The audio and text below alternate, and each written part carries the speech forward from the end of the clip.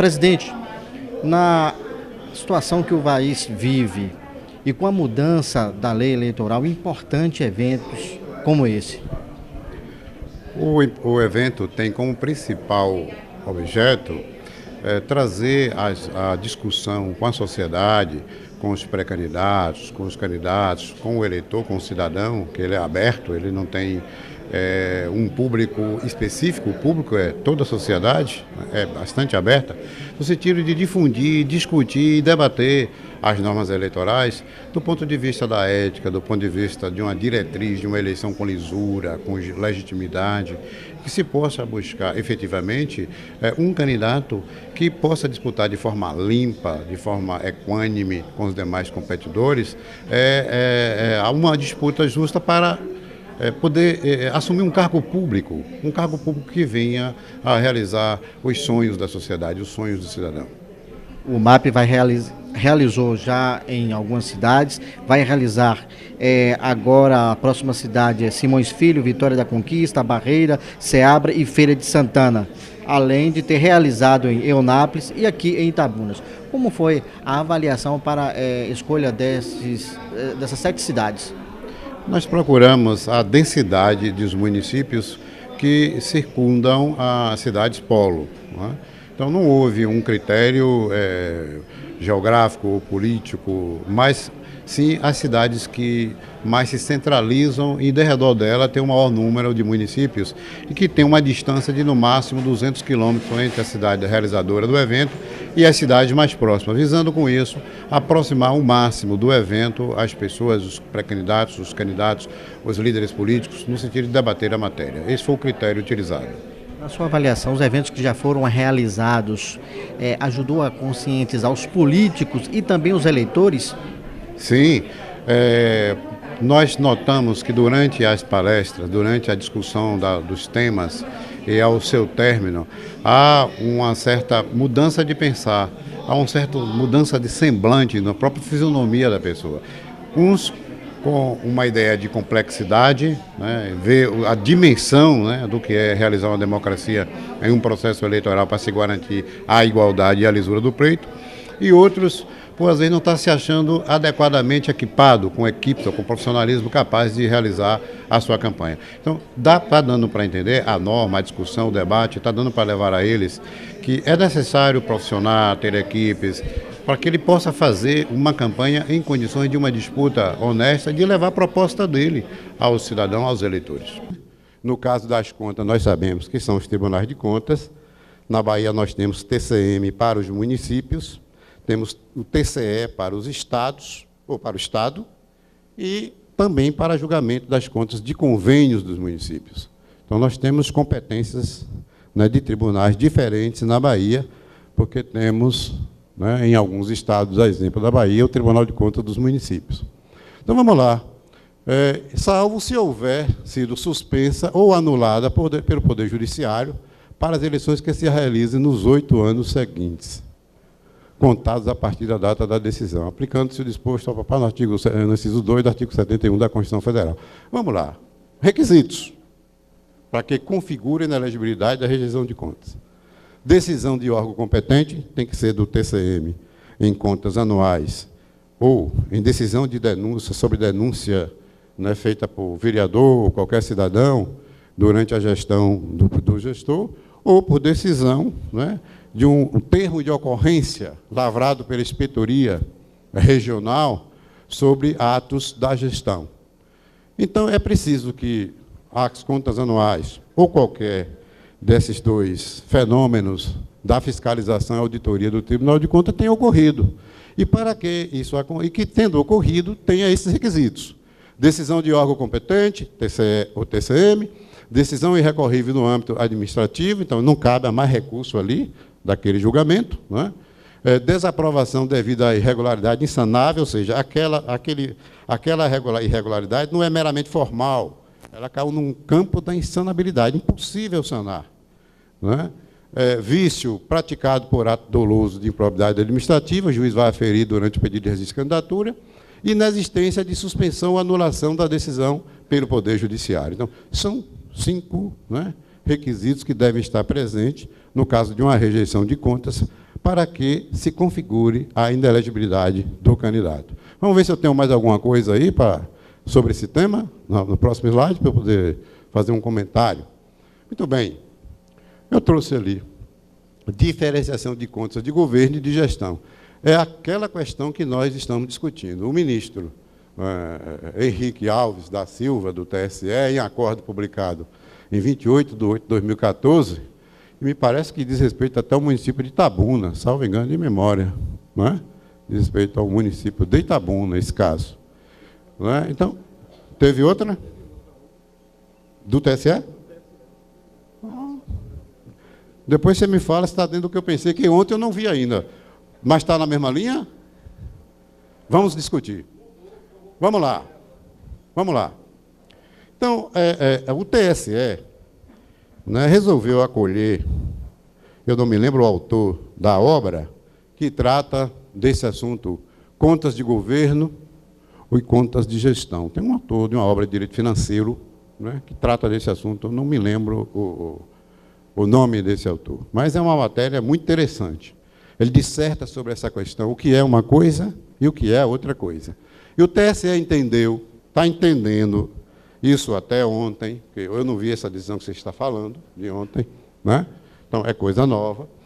Por essa decisão que está posta aí, eu acredito que a tendência, por enquanto, é manter essa linha de pensar, até porque as eleições se aproximam, não dá para ficar com essa mudança porque os juízes vão decidir sobre a questão de registro de candidatura, né? Há uma tendência disso se manter nesse período desse segundo semestre, não é? Então, o que disse sobre contas anuais de governo, não é? Então, as contas anuais de governo são aquelas que o gestor presta conta, embora ele apresente de forma fragmentada, todo mês, né? Primeiro mês de janeiro, fevereiro, março, até chegar, né, a quantidade de meses do exercício, onde ele forma a conta anual.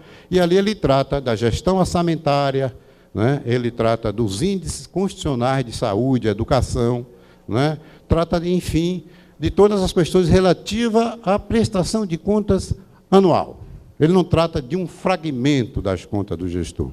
Ele trata da prestação de contas do exercício financeiro. E quando assim é, que o Tribunal de Contas recebe dessa forma e emite um parecer prévio, quando ele diz que está emitindo um parecer prévio opinativo, então, nesse caso, o Tribunal de Contas está dizendo que aquelas contas são contas de governo e não contas de gestão. Então, está apontado o caminho que são contas de governo, porque as consequências são diversas, são diferentes.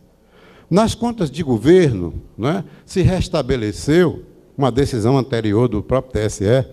Nas contas de governo, não se restabeleceu, se modificou, aliás. Nas contas de governo, se restabeleceu a regra, né, da Constituição Federal, do artigo 31, parágrafo 2º, acumulado com o artigo 71, inciso 1. Né? Então, quando há a incidência desses dispositivos legais, então cabe ao tribunal, cabe ao Poder Legislativo decidir ao final, se as contas devem ser aprovadas ou se devem ser rejeitadas, independentemente do que disse o Tribunal de Contas. Então, a competência se deslocou do Tribunal de Contas para o Poder Legislativo, a Câmara Municipal, porque tem a regra da Constituição Federal, quando ela diz, deixará de prevalecer o parecer com o quórum de 2/3 do Poder Legislativo, sim. Então, se o Poder Legislativo, em sua maioria qualificada, né, de 2/3, que é, inclusive, quórum para se caçar prefeito, é um quórum elevado, chega e diz, olha, em que pese os problemas registrados pelo Tribunal de Contas, nós, aqui do Poder Legislativo, vamos emitir aqui um ato dizendo que 2/3 concorda que as contas devem ser aprovadas. Então, a comunidade está absorvendo o gestor de uma futura inelegibilidade. Não está absorvendo dos eventuais ilícitos que o prefeito praticou. Porque eventuais ilícitos que tenham sido praticados pelo gestor pode ser objeto de ação de probidade, de ação criminal e por aí vai. Não absorve desses ilícitos, mas absorve, né, da questão de repercussão na esfera política e eleitoral. Então, ele fica elegível, se por 2/3 a Câmara aprovar as contas do gestor. Se vem de lá aprovando com ressalva ou aprovando sem ressalva, e a Câmara entende que deve ser rejeitada, é uma decisão política. Vai ser rejeitada, se 2/3 disser que rejeita. Embora seja algo meio esquisito, até pela falta de competência, eu não diria a questão de conhecimento técnico, porque o político, o vereador, ele tem mais um conhecimento político, um conhecimento dos problemas da sociedade, mas o conhecimento de controle e auditoria normalmente não tem. E o Tribunal de Contas é criado, no caso do TCM, como órgão auxiliar, que às vezes muitas câmaras não sabem disso, como órgão auxiliar do Poder Legislativo. O Tribunal de Contas não é um órgão em si independente para julgamento das contas quando se trata de contas de gestão. Por isso, ele é um órgão auxiliar das câmaras. Então, o poder é das câmaras municipais, é elas quem decidem, né, se aprovam ou se rejeitam por esse quórum qualificado.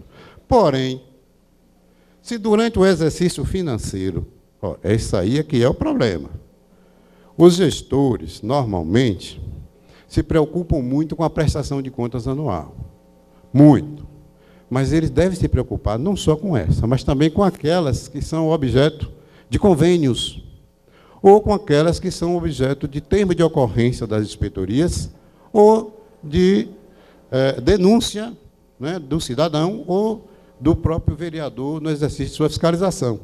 Então, se há uma denúncia de um vereador contra um prefeito, a gestão de um prefeito, perante o Tribunal de Contas, e ele apura, ao final, que houve desvio de recurso, ou que houve malversação do dinheiro público, ou que houve, né, superfaturamento do valor, ou, enfim, se ele encontrar algum desvio de conduta, né, do gestor, que constitui um ilícito, uma, em tese, improbidade administrativa, que há uma lesão, e ele julgar isso procedente, e o gestor não conseguir elidir esse termo de ocorrência em grau de recurso administrativo no próprio tribunal, então o que é que ocorre? Ele só tem agora uma opção, né? Submeter aquela decisão ao Poder Judiciário, porque qualquer ameaça a direito ou lesão a direito não se pode excluir da apreciação do Poder Judiciário. Se ele sente que a decisão do Tribunal de Contas está ameaçando ou lesando um direito dele, ele pode submeter a regra lá. Se o Tribunal de Contas, se o Poder Judiciário entender que houve, né, não quanto à questão de mérito, mas quanto à questão de defesa, de ampla defesa, de contraditório, não foi muito bem, né, apreciado, discutido, as matérias não foram exauridas, entender que há nulidade, pode declarar nulidade e voltar para que o Tribunal de Contas decida novamente como entender, né? Isso não se pode excluir. Então, nesse caso, se houver uma decisão liminar suspendendo, né, os efeitos daquele termo de ocorrência ou daquela denúncia que foi julgada procedente e que contém aqueles 5 requisitos que nós examinamos, né, seja por ato doloso, constitua lesão ao erário, seja julgado pelo órgão competente, né, tendo aqueles requisitos todos, né, seja insanável, né, não cabe a mais recurso no âmbito administrativo, tendo todos aqueles elementos presentes, entende o TSE, que é uma causa parcial, né, da prestação de conta anual, que ela sai do âmbito da anualidade e passa a ser conta de gestão. Aí sai do artigo 71, inciso 1 da Constituição Federal, para a configuração do artigo 71, inciso 2 da Constituição Federal, e enquadra como conta de gestão. E está julgado, está decidido, e o problema está criado aí para o gestor a nível de elegibilidade. E ainda os convênios no TCU, convênio no TCE, né, de recursos do Estado, e convênios julgados pelo TCU de recursos transferidos da União mediante transferências voluntárias. Então, esses recursos transferidos, se você prestar a contas e o Tribunal de Contas entender que você praticou algum ato que possa implicar, né, em lesão ao erário, que seja doloso e que não caiba mais recurso ali, você pode se tornar também inelegível. E a jurisprudência entende que esses atos são atos de gestão. Então, são atos de conta de gestão e não atos de conta de governo. Conta de governo só aquela anual em que a Câmara pode modificar a decisão do parecer prévio. Se o parecer prévio for para a rejeição e conter os requisitos de inelegibilidade, mas se a Câmara aprovar, acabou. O candidato, à luz da jurisprudência do TSE, né, está elegível, não é um ficha suja. Isso não quer dizer que os ilícitos ali apontados não possam ser objeto de ações independentes do Ministério Público. Vamos passar aqui. Bom, a inelegibilidade em decorrência de representações eleitorais. Nós já tratamos desse assunto num item anterior, mas é a letra J da Lei 64/90. Ela diz também que, havendo trânsito em julgado de uma decisão de juiz de primeiro grau, se condenou o gestor, ou o candidato por corrupção eleitoral, por captação ilícita de sufrágio, por doação, captação ou gasto ilícito de recursos de campanha ou por conduta vedada aos agentes públicos em campanhas eleitorais, que qualquer desses fatores, desses elementos, da situação fática, que são, apesar de ser muito genéricas, né, mas são objeto de apreciação pelo Poder Judiciário, corrupção eleitoral, captação ilícita de sufrágio, por doação. Olha a doação ali, cuidado aí com a prestação de contas, quem vai tratar do tema. Olha a questão da doação aparecendo aqui. Havendo condenação, né, do candidato, né, em campanha eleitoral por qualquer desses elementos, né, e desde que tenha sido julgado, né, pela decisão de colegiado da Justiça Eleitoral, ele já está, né, sendo considerado o ficha suja, salvo se tiver uma decisão liminar que suspenda, em grau de recurso do TSE, a inelegibilidade apontada ali.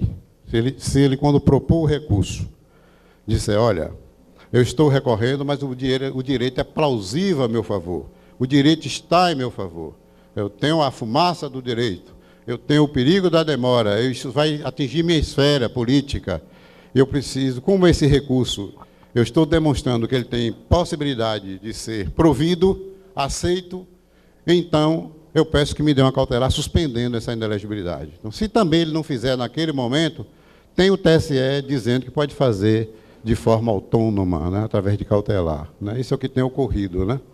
Mas vamos lá. Vamos lá. Bom, a renúncia. A renúncia, né, aqui, eu vou falar disso muito rápido. Né? Quando alguém renuncia ao mandato, porque contra ele, ou tem uma ação em curso, que já está madura para julgar, e ele sente que vai ocorrer inelegibilidade se for julgado, ele renuncia para evitar. Essa fraude não funciona mais. Ou, vamos dizer que tem um processo de cassação na Câmara de Vereadores contra o gestor. Todo o procedimento se exauriu de forma correta, né, e que se garantiu a ele a ampla defesa e o contraditório, não há qualquer ameaça à direita, está tudo certo, e ele vê que vai ser cassado porque ele não tem 2/3 para evitar a cassação. Então, ele vai lá e renuncia para evitar a inelegibilidade, a fim de que ele saia candidato no próximo pleito. Também está fora. Porque a cassação de mandato também, no âmbito do Poder Legislativo, gera inelegibilidade. Né? Isso por força do Decreto-Lei 201 da própria Lei 64/90. Né? Ou fraude, por exemplo. Né? Alguém se desincompatibiliza, alguém se separa, o casal se separa para evitar a inelegibilidade decorrente da incompatibilidade, e aí depois se prova que se trata de uma fraude, essa separação, né? Ou de união estável, né? Ou de uma união homofóbica, ou mesmo de um casamento. Né? Se ocorre uma separação fraudulenta, isso não se permite que se possa evitar. Vamos seguir? A inelegibilidade. Bom, improbidade administrativa é outra letra, a letra L da Lei 64/90, né? Também segue a mesmo pensar. Embora seja uma ação civil, de natureza cível, a improbidade, embora alguns digam que tem pertinência com a área criminal, mas está hoje unânime que é de natureza cível. Embora seja uma medida de natureza cível, né? Mas a condenação por ato de improbidade, ato doloso de improbidade, né, também gera a inelegibilidade e é de 8 anos contado a partir do cumprimento da pena. Então, o indivíduo começa a contar os 8 anos, não da condenação, mas do dia que passou a cumprir a condenação. Vamos lá, à frente. A fraude na inelegibilidade, a gente comentou ainda aqui por cima, a letra L, vamos seguir, que isso aí não tem, já comentamos. Próximo. demissão do serviço público, né? A bem do serviço público, no âmbito administrativo ou por decisão judicial, também gera a inelegibilidade. Está na lei, né? Então, vejam os senhores que estão ficando bastante restrito o campo, né? Então, está difícil. É melhor seguir o conselho da nossa aula magistral, aplicar a ética e a moral na política, que você está mais livre de todas essas consequências da inelegibilidade. Vamos seguir. Suspensão da inelegibilidade, nós tratamos desse assunto, né? Hipótese de cabimento está ali na AGE, né? No artigo 41A da Lei das Eleições, no reconhecimento de fraude na inelegibilidade, aquela que discutimos, por exemplo, da questão de marido e mulher, ou de união estável, da improbidade administrativa, do abuso de poder econômico ou político, nos crimes, desde que se requeira, né, em grau de recurso, a suspensividade, né? Vamos lá? Vamos lá, já tratamos de maneira geral, resiste candidatura, rapidinho, porque já suspendeu a plaquinha 2 vezes. E vamos lá? Bom, eu vou até quando der, porque o tempo corre contra mim e eu não tenho essa competência, essa capacidade de resumo de uma matéria tão complexa. Eu vou falando, né, o que posso dentro do que temos, né? Então, vamos lá. O resiste candidatura será instruído com os seguintes documentos.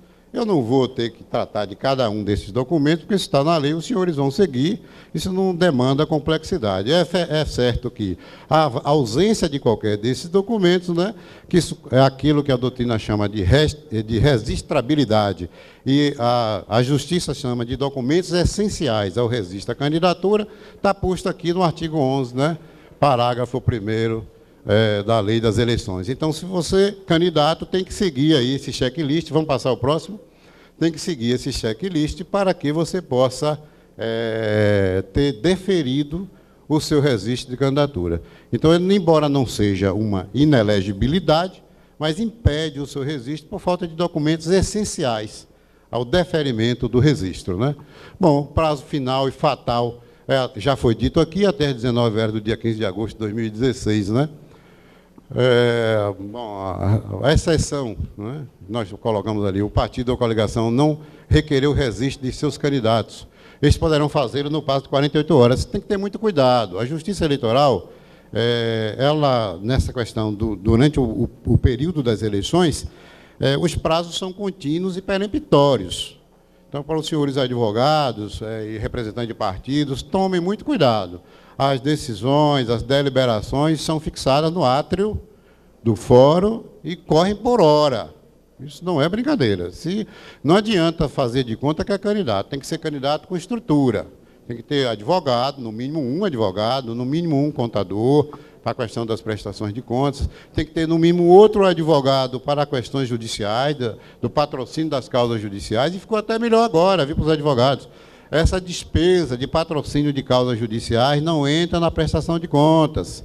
O que entra na prestação de contas é a despesa da contratação do advogado para a prestação de contas, né? Mas para o patrocínio de causas judiciais não entra, quem é o palestrante aqui da prestação de contas, não entra. Então, isso é importante, ficou fora desse controle de gasto para os advogados, né, doutor? É um filão aí para quem gosta da advocacia e da área eleitoral. Bom, então, esse prazo de 48 horas, publicou o edital, com pedido de registro de candidatura de 100 candidatos aqui, 50, sei lá, por cada coligação, cada ente coletivo, ou mesmo por partido, e omitiu-se o nome de alguém que foi escolhido em convenção, cabe a esse candidato, no prazo de 48 horas daquela publicação, requerer o registro de sua candidatura, que estava omitida no pedido anterior. Vamos seguir?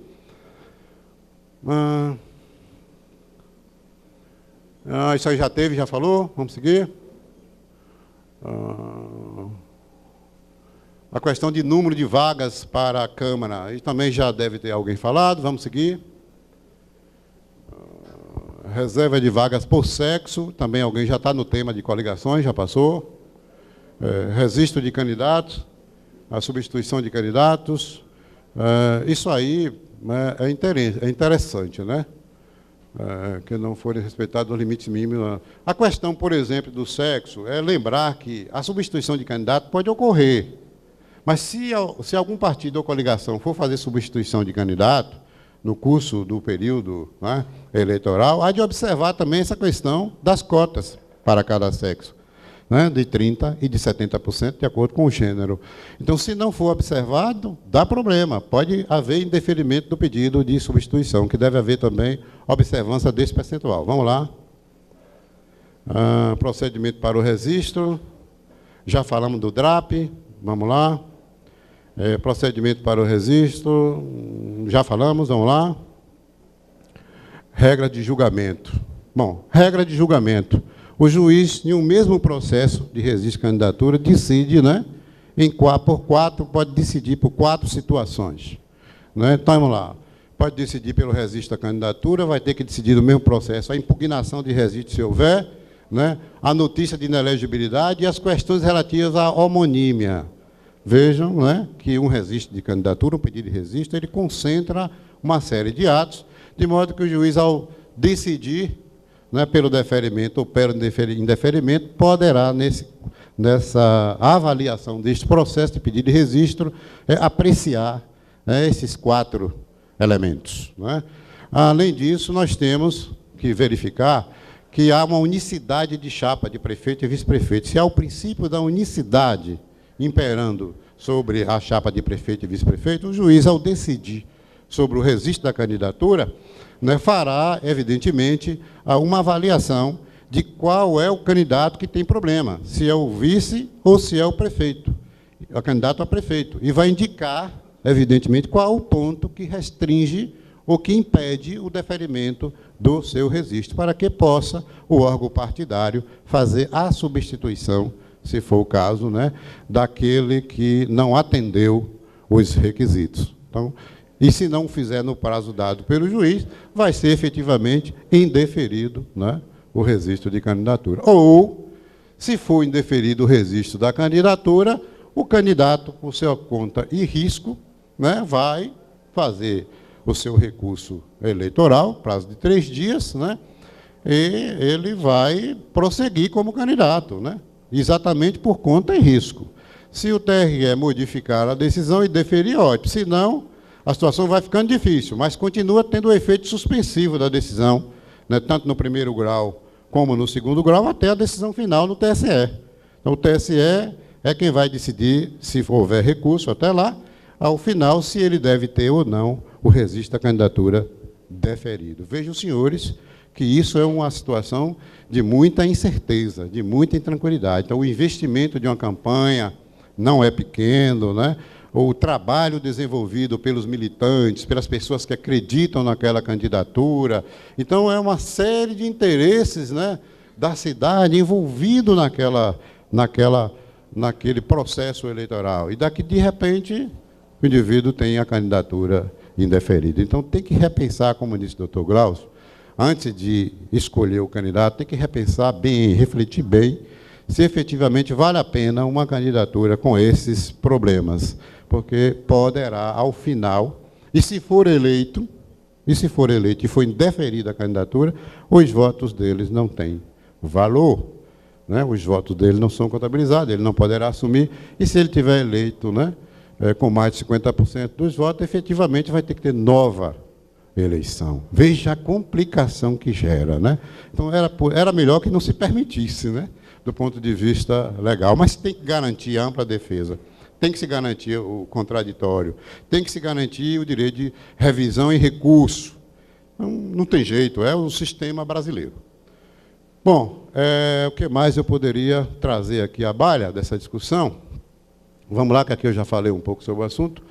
Bom, gente, lembrar que, uma vez deferido o registro da candidatura, ao final, depois que proclamados os eleitos e feito a diplomação, ainda tem um momento que os candidatos, né, ou o Ministério Público poderão ainda intervir e mover uma ação visando desconstituir o registro da candidatura, né, ou se já ou não mais o registro, mas o diploma, né, porque ele já foi diplomado, né, então é por isso que é o recurso contra a expedição do diploma. Você voltou? Ou você está na ARC? Eu pensei que eu já estava lá no RCD, nós estamos aqui na ARC ainda. Gente, durante o registro da candidatura, só para a gente encerrar aqui, para eu falar um pouquinho do recurso contra a inspeção do diploma, se alguém quiser lançar mão da ação de impugnação de registro de candidatura, o momento é quando há o protocolo. Houve o pedido de registro, aí então começa e publicou o edital no átrio do fórum, que partido A ou coligação A, ou que o candidato individualmente requereu o registro, é o momento, começa a contar aí o prazo, 5 dias, peremptoriamente, para fazer a impugnação de registro de candidatura, tanto para o Ministério Público quanto para os candidatos que queiram tirar do páreo aquele concorrente. Então, não adianta, como eu já disse antes, fazer de conta de fazer campanha, né? E o processo eleitoral ele é colaborativo, né? Justiça eleitoral, partidos, coligações, né? Profissionais do direito, Ministério Público, então, todos eles, no seu conjunto, né, que depuram, né, um fato, decidem, né, e fazem prevalecer a normalidade e a legitimidade dos pleitos. Não é? Vamos passar desse aqui ao outro, próximo. É isso. Segura aqui. Bom, se passou o registro da candidatura, foi deferido, mas se lá, depois dele diplomado, você tem 3 dias a contar da sessão de diplomação para mover o recurso contra a inspeção do diploma. Em que situação? Quando, né, a Justiça, não, no seu filtro normal, no seu ofício, não conseguiu detectar que faltava uma das condições de elegibilidade, né, ou porque ninguém viu, passou, pode acontecer. Pode acontecer. Ninguém exercitou a ação de impugnação de mandato eletivo, né, e lá, na frente, a condição de elegibilidade da Constituição Federal, que era o que nós falamos do artigo 14, é matéria constitucional. Você pode, no recurso contra a inspeção do diploma, né, atacar, né, o diploma do candidato eleito. Como também você pode atacar se houver, evidentemente, uma inelegibilidade superveniente. Por exemplo, o candidato está concorrendo com a liminar. Ele estava inelegível, mas uma decisão judicial suspendeu os efeitos da liminar, e lá, depois que, antes dele ser diplomado, aconteceu que a decisão foi revogada em grau de recurso, um agravo de instrumento. Então, voltou a causa de inelegibilidade. E aí ela é superveniente ao registro? Sim. Então, ela se caracterizaria aí como a possibilidade de você entrar com recurso contra a expedição do diploma. Mas cuidado, que só são 3 dias, né, e é bem limitado o seu objeto. Vamos seguir? Vamos seguir. Gente, eu tenho ainda, rápido, ainda tem 1 minuto ou 2? Tem um próximo slide, só para eu lembrar o título. Não é?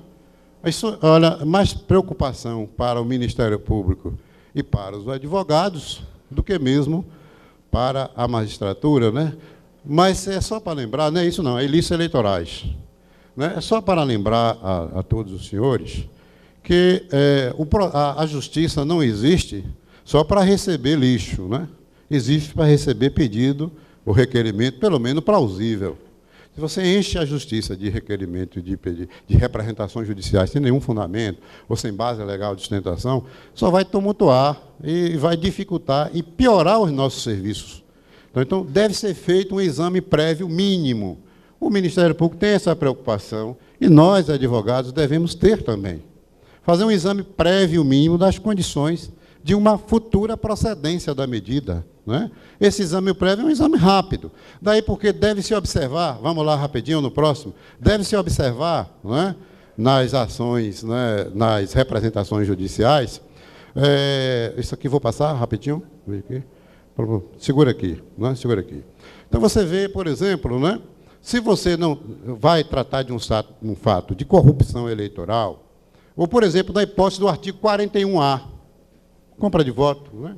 Isso acontece por aí afora, nos rincões da Bahia. Então, se você vai tratar do assunto, cuidado, que o 41A tem requisitos específicos. Então, se a matéria que você vai submeter ao judiciário não se enquadra, não subsume a norma, não se enquadra na norma, se aquela situação fática não tem todos os requisitos da norma, então não vá não, porque não vai adiantar, a ação vai ser improcedente. Então, é melhor você ir para uma AGE. Uma AGE, eu sempre digo, ela tem um duto bem grande, que é o procedimento elástico. Você tem possibilidade de fazer a prova, outros meios de prova, né? É um processo, eu diria, equiparado ao nosso processo ordinário, nosso procedimento ordinário do CPC. Não é? Então, é um processo que admite uma maior largueza. E os conceitos que trabalham nessa ação são conceitos mais genéricos, né? Fraude, abuso do poder econômico, são conceitos até de ordem civil, não é? De ordem de natureza civil, são bem genéricos e bem abertos. Então, eles cabem mais na capturação de uma AGE do que mesmo de uma representação. Então, muito cuidado, uma representação, por exemplo, por conduta vedada. Então, não adianta fazer uma representação por conduta vedada se você não tem os requisitos de enquadramento específico da norma. Se não tem, não adianta. Não vai resolver, você vai perder, você vai levar ao juiz, o juiz não vai conseguir dar um pronunciamento de procedência como você busca, porque o fato não enquadra, não tem todos os requisitos. Então, é melhor sempre pensar, quando isso ocorrer, na medida de uma AGE. É isso que eu tinha para trazer para os senhores, né, nessa limitação de tempo, e agradecer a tolerância do ouvido dos senhores, a boa vontade de me ouvir, né, mas estarei sempre aqui à disposição, após essa minha palestra, para responder quaisquer perguntas. E aquela que eu não souber responder, eu me comprometo a levar a pergunta e responder depois. Lembrando aos senhores que nós estamos lançando, desculpa o recado, nós estamos lançando até o mês de julho a segunda versão de uma edição do nosso livro, Direito Eleitoral, Eleições 2016. Nós tivemos a 2012, em perguntas e respostas, onde vai estar ali condensada todas as resoluções do TSE, toda a legislação extravagante que trata da matéria eleitoral, e também perguntas e respostas sobre todos os temas discutidos nesse workshop eleitoral dessas cidades que nós vamos peregrinar, né, por a nossa Bahia. Então, esse livro está sendo lançado em duas versões, na versão em papel, né, e está sendo lançado também na versão e-book, né? Então, quem quiser baixar a partir do final de julho na internet, ou até a data das coligações, já vai estar disponível no portal imap.org.br. Muito obrigado a todos, e eu estou devolvendo aqui